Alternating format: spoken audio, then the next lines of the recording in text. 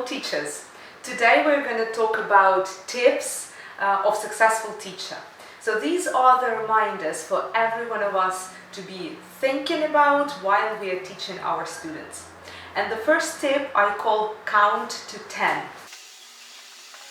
And what I mean by this tip is that when we ask student a question, or we ask for the translation of word, or ask the student for anything, we wait 1 or 2 seconds or even less, and then we jump in and answer instead of our students. But this is such a mistake, as our students are just learning. Their processes are not as fast as ours are, and they really need time to think about something. Plus, if you jump in every time and correct your student or answer instead of your student, then next time the student won't even try, because he knows that you're going to answer instead of him or her. And why should he or she bother? So what we need to do is just, when we ask a question, count inside, like in your mind, count to 10. So give the child space and time to answer. And then after this time, if the student doesn't know what to answer or doesn't understand what you want from him, then we give a little hint to the answer of this question. But again, we're not answering instead of the student. So we rather help him to find the answer by himself or herself. So count to 10. Second tip is called get back what you've given.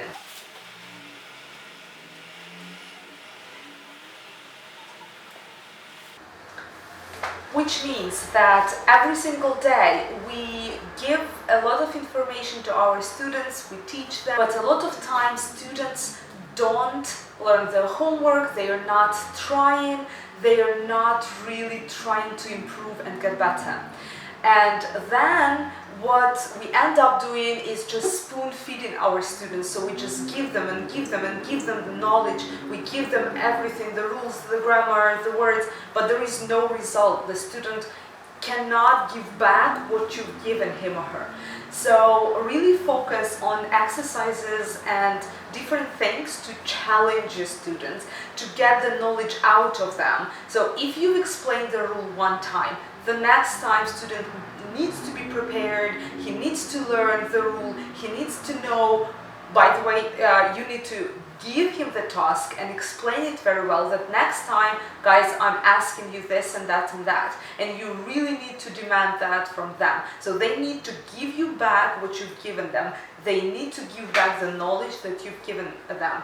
Then the result will progress. If you focus only on performing by yourself, but not getting the knowledge out of your students, the result will be really poor.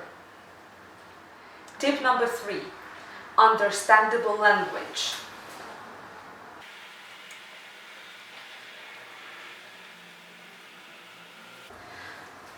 What I mean by understandable language is not, of course, we need to speak very well English, we need to speak in a clear, understandable way. But what I mean by this, that a lot of teachers use a lot of terms which are not clear for the students. For example, when teacher says, right now we need to use gerund here. What is gerund?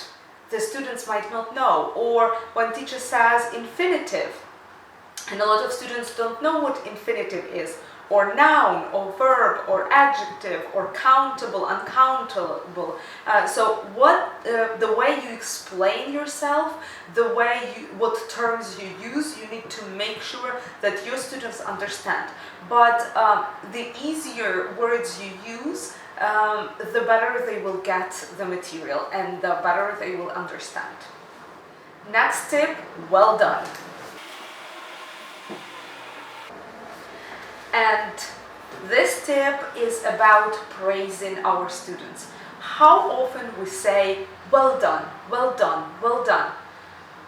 What do you think? Do students really feel that you praise them only if you give this well done, well done, well done, and if you repeat it all the time? students will not really feel that you are praising them. They just hear some words and that's it. They don't feel that you really praise them. So to praise somebody, you need to say their name, look in their eyes, and say what exactly you loved about what they've done. Dear teacher, I love that you're watching this video and improving yourself. You're great. Or this is great. Next tip, not written, not remembered.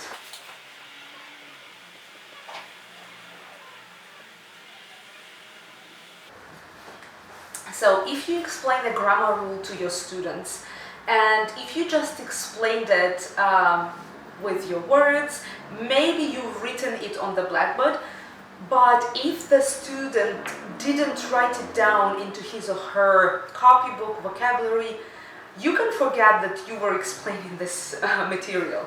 Because basically what happens, they get out of the room, if they don't repeat it, it's gonna go away. If they don't learn it, it's gonna go away. But where can they repeat it? They can repeat it from the copybook or from what you've given during the lesson. So if they haven't written it, you can forget, because they are gonna forget about it immediately. Also, some teachers give printed copies, printed sheets with the rules on them. It's quite a good way, at least they will have something to look at, but the problem is that if they use more senses to remember something, for example, they look at the blackboard, they write it down, they speak it up, they see it on the sentence, they see it in the context, then there is a bigger chance, much bigger chance that they're going to remember this. So if they have written it with their hand, they will better remember it.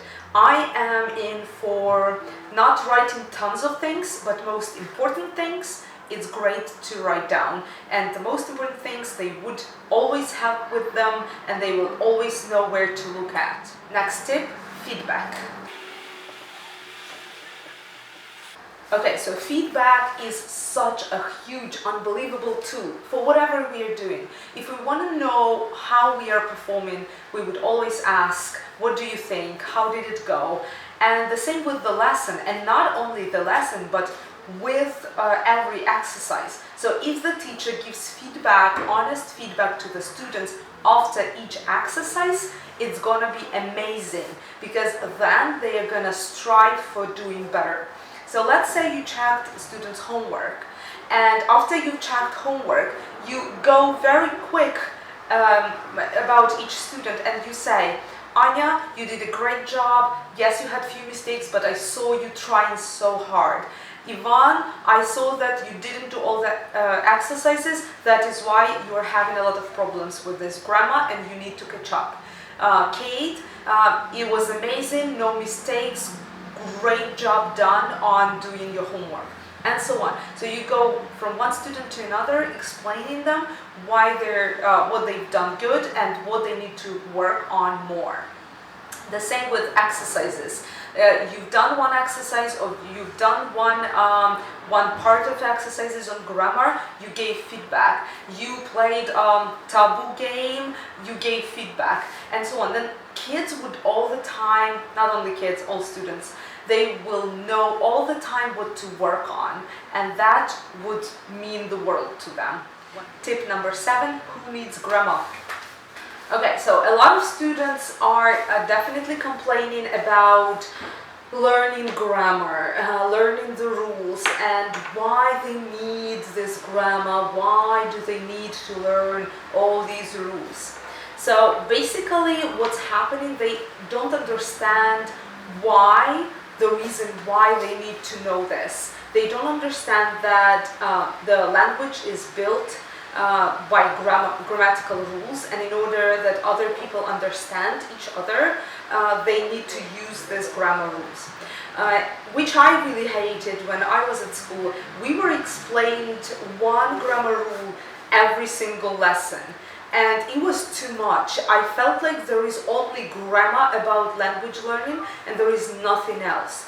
So if we do it properly, so for example we learn one tense and we practice it for a while, for a couple of weeks, maybe 1 month, and then we can go to another grammar rule. So not to overwhelm our students with tons of rules and overcorrecting them, but learning it in a steady mode then, and explaining them why they need it, and showing them examples where people can misunderstand them.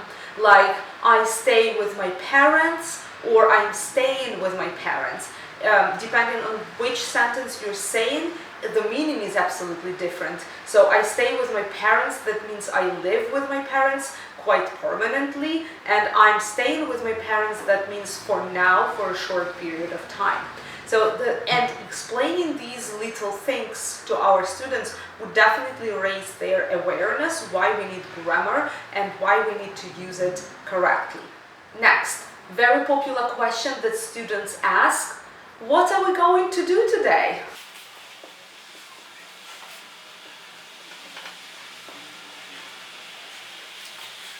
So every single lesson, when you start your lesson, it's highly important that you tell your students what your lesson is going to be about. Because if you don't tell them what's going to happen to them, they have a high level of uncertainty. That may cause some anxiety and be nervous, because they are in the environment when they don't really understand what might happen to them. So this is very important at the beginning of every lesson, to tell your students what your plan for the lesson is and what you're going to do together during the lesson. In this way, they're never going to ask, what are we going to do today? Because you've already told them, and you've already covered their need for understanding this. Next is check the connection.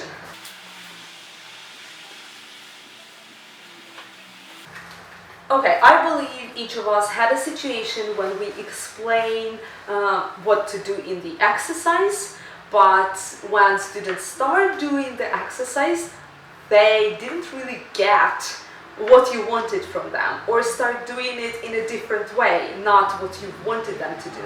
So first, this is really important to give clear instructions what you want students to do, and you always need to tell how to do it, who's gonna do it, and for how long of period of time. For example, you can give task to your students. Kate and Misha, for 2 minutes you are working on the dialogue together. Misha is asking the questions and Kate is answering the questions.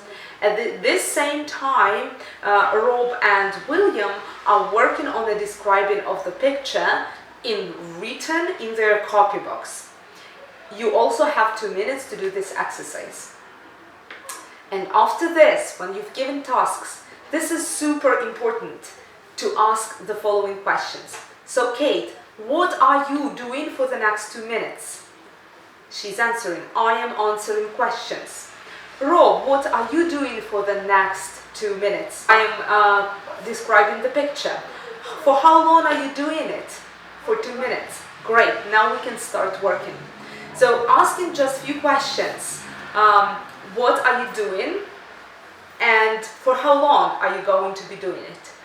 That's it. It will help you to understand if they understood you correctly, and it will make the work easier, because they would know what to do and how to do it and for how long. Next is step by step. So what happens in a lot of situations that students say, I don't want to do this today, let's do this, and can we not talk about present perfect today, let's talk about conditionals today. Or, for example, the student is of level elementary and he says, can you explain me past perfect continuous? I want to understand it. So basically this is amazing when people are curious and interested and they want to know things, but it is also important to remember that they need to move on step by step. And if they don't understand past simple, how on earth can they understand past perfect continuous? Basically, do not follow your students' desire to just jump from one thing to another and just do some bits and pieces from all material. You have a plan. You are a teacher and you have this vision what the student needs to learn, all this vision that student needs to know before he gets to past perfect continuous. So this is very important and highly recommended to move forward step by step, not jumping from one place to another, even when the student wants it. So what we need to do is just explain that, look, you are on this step and it's really impossible to understand past perfect continuous and really use it if you haven't gone through all the other tenses. So just explaining, but being quite strict because you know what to do. Next is give space. So what I observe in many situations during the lessons, then the teacher gives a task to the students, and while the students are doing this task, the teacher gets involved a lot into their process of thinking, into their accomplishment of the exercise, especially when these are kids starting from 10 years old and older. So when you give the task to the student, please give them space and give them this time and this opportunity to figure it out by themselves. So when you give the task, for example, you have different papers with parts of sentences, and your task is to connect the sentences in the way there would be a whole story. And you have 4 minutes to accomplish this task. And that's it. They start. And try not to interfere, not to intervene into their process. By giving them space, you give them responsibility. And this is amazing when kids get more and more responsibility and they can carry it, they can really do it and tackle it. So we empower them into doing these things by themselves, and they would feel empowered, they would feel inspired because they have done something. They have tackled this task. They can do even more if they tackle this one. And last one is show some love.